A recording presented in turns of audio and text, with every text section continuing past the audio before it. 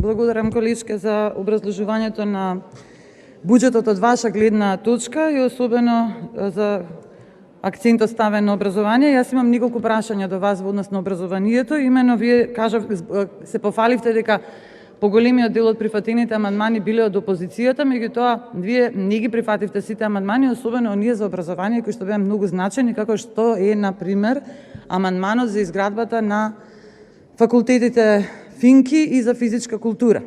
Значи, не знам колку години веќе поред ја гледаме карабината оставена таму и ништо не се работи на тој проект, на тие два објекти кои што се од големо значење, бидејќи ги знаеме условите. Понатаму сакам да ве прашам во однос на стипендиите спомнавте, значи се повикувам на вашиот говор.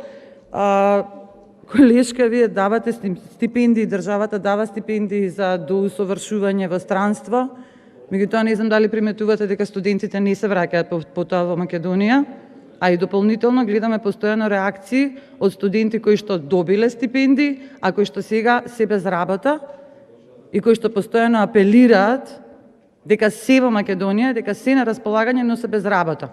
Значи, јас не ја гледам поинтата да се стипендираат талентирани студенти за докторски и магистарски студии на престижни универзитети во Европа и во светот, а потоа кога ќе се вратат тука да немаат работа и да немаат можност да се вработат, бидејќи знаеме во Македонија дека вработувањето оди со партиски книшки, не оди со знаење и искуство. Понатаму спомнувате исто, јас ќе се задржам повеќе на високото образование и науката, тоа ми е ресорот од каде што доаѓам. Студентски, сакав да ве прашам, исто имаше состојба минатиот месец, дека во однос на студентски субвенциониран оброк, на голем број на студенти им беше одземено тоа право. Че би сакала да добиам образложение зошто беше тоа така, или веројатно вие сте предвиделе одредена сума, па потоа не излегла математиката како што треба. Кажувате дека е покачено ставката за наука.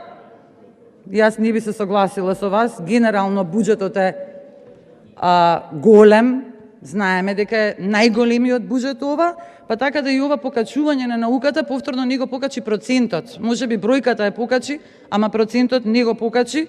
И сега ние имаме повторно за наука од вкупниот буџет одвоено само 0,143%. 0,143%, а од буџетот за Министерството за образование и наука предвидени се 1,6% само за наука.